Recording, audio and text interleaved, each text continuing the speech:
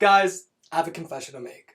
I'm a basshead, and some people have said that I should review the Skullcandy Crusher wireless headphones. So that's what I'm about to do. And if you're also a basshead, are the Skullcandy Crusher wireless right for you? We're about to find out. Don't forget to like, comment, and subscribe, and you can watch some of my other videos here after you're done watching this video. The Skullcandy Crusher wireless headphones have been on the market for a while now, and at first they used to retail for $199.99, but now you can get them for around $150 or a little less from most places. And they come in two colorways, black or gray and tan, but I think the black ones look way better.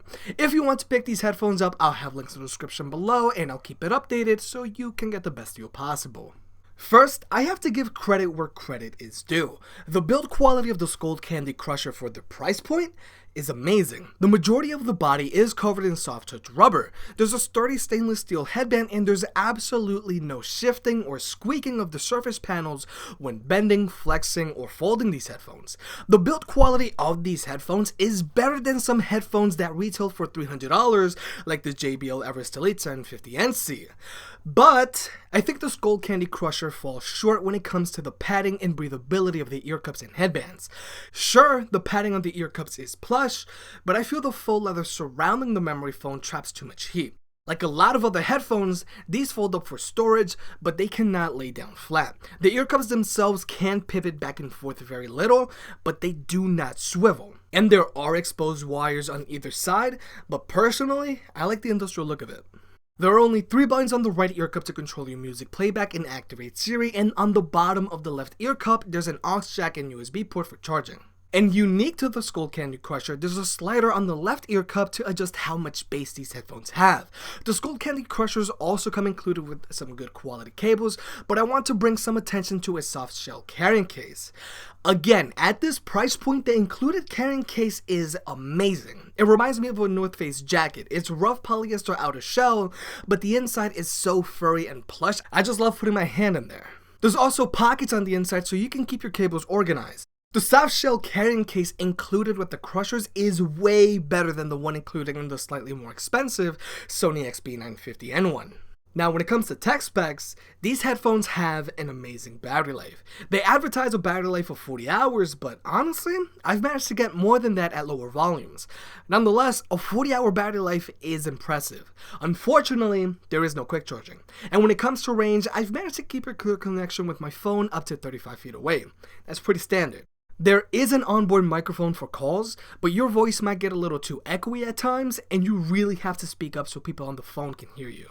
When it comes to comfort, I don't think these headphones will suit everyone. These headphones have a lot of clamping force, and it causes some discomfort in the jawline after some time. I did hope these headphones would break in after a while, but even after testing them for 2 weeks, there's still some discomfort. And since the ear cups don't swivel or pivot too much, the ear cups don't rest on my head like they should. And not to mention, the ear cups warm up very fast. I can't wear these headphones for long periods of time.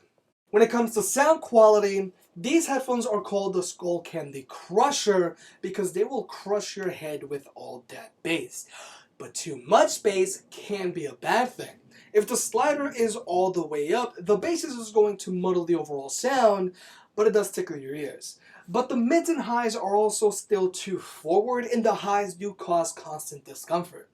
I think these headphones sound best at around 70% volume, with the slider at around a little below the halfway mark. But something I really don't like about these headphones are the controls. In order to skip a track or go back a track, you have to press and hold the plus or minus button for 3 seconds. I hate when headphones do that because it takes too long. I would much rather double press or triple press the center button. It's much faster and is much more efficient. And even though these headphones claim to be noise isolating, the passive noise isolation on these headphones do not do a great job of blocking out any outside sounds. They even allow a lot of sound leaking. So much so that when I was on the bus in New York, people repeatedly asked me to turn down the music. So that might be a problem for you if you plan on commuting with these headphones or use them at school or at the office. And as a side note, even though you can remove the ear pads off of these headphones for cleaning, it takes a lot of finesse and patience to put them back on. So just be warned. In conclusion, I feel Skullcandy is on the right track to something amazing. I cannot say enough good things about the build quality of the Skullcandy Crusher and its included carrying case. But Skullcandy needs to go in and rework the headband, and they need to add some range of motion to those ear cups so they sit correctly on people's heads. They also need to improve the sound quality on the Crusher like Sony did from the XB950BT to the XB950N1. They cleaned up the bass and the overall sound quality. Battery life on the Crusher is amazing, I'll give them that, and bass-heavy headphones really don't need active noise cancellation.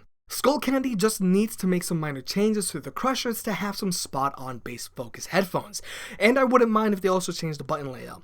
But who knows, with IFA going on in Europe and CES in a few months, Skullcandy might announce an updated version of the Skullcandy Crusher, and third time might be the charm. But right now, I wouldn't recommend these to someone looking for headphones. Hey, if you enjoyed the video, please like and subscribe. It helps out more than you realize. For more product reviews and deal alerts, check out jimcaddy.net. If you want to support the channel, pick up a shirt. And I'll catch you next time.